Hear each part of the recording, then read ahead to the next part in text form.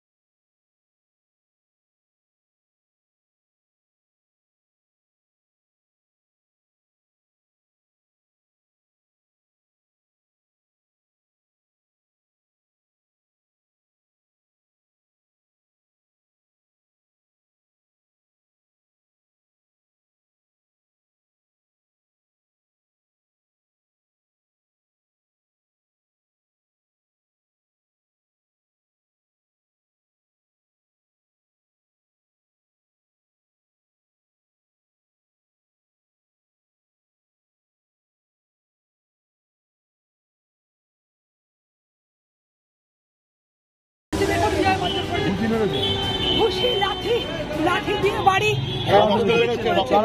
দেখুন, তৃণমূলের সন্ত্রাস বাহিনী, তৃণমূলের গুন্ডা বাহিনী।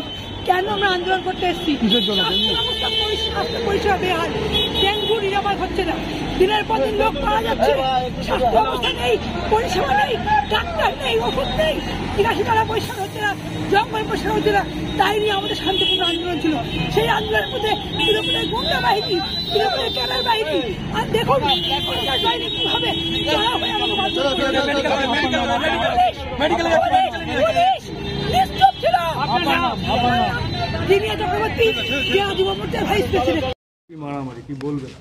না না ওটা ব্যাপার না। ব্যাপারটা হচ্ছে আজকে ডেঙ্গি নিয়ে একটা ডেপুটেশন আমি যা শুনেছি, আমি বিধানসভায় ছিলাম, কিন্তু চেয়ারম্যানকে চিঠি দেয়নি, চিঠি দিয়েছে আইসিকে। অ্যাকচুয়ালি এগুলোর নিয়ম হচ্ছে, হয়তো নিয়ম জানে না যে চিঠিটা চেয়ারম্যানকে দিতে হয়, অ্যাপয়েন্টমেন্টটা নিতে হয়। যাই হোক, চেয়ারম্যান তাও ভদ্রতা করে আইসির কথা অনুযায়ী ডেপুটেশন নিয়েছে।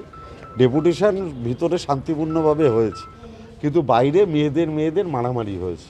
এখন আমাদের তৃণমূলের সমর্থক যে মহিলা বাহিনী কারা মারধর করেছে, ওনারা আমাকে ২-৩টে নাম করলেন।